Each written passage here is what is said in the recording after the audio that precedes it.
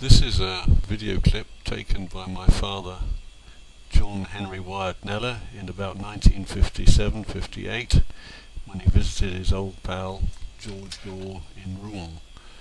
You've just seen the crossing on the Landes from Newhaven to Dieppe, and our father takes the train across the Normandy countryside to Rouen. George and my father met shortly after D-Day, and that's George Gore there in the garden, when my father was in the British Army and George appeared to be a French peasant keen to buy petrol and aspirins. My father obliged and received chickens, eggs and milk in exchange, and a chance to improve his very rustic French.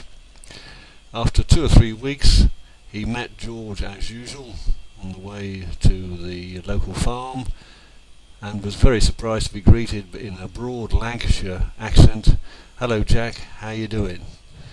My father was livid that he'd spent all this time talking to an apparent Frenchman in his very stilted French, but delighted to start a long and wonderful acquaintance with George. George had come to France in 1914 to fight for the British Army in the Lancashire Regiment, and stayed on after the war, married Jeannie, and opened a coffee shop just near this clock. This is the clock tower in the centre of Rouen. If you go there, you'll smell the coffee being ground from there.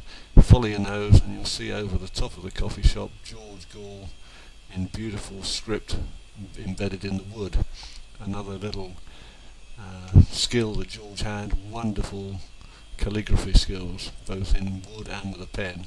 You just saw the Jeannie family. Maurice, Suzanne and Michel. There they are, there's Michel at the back. Michel, then about 17 years old.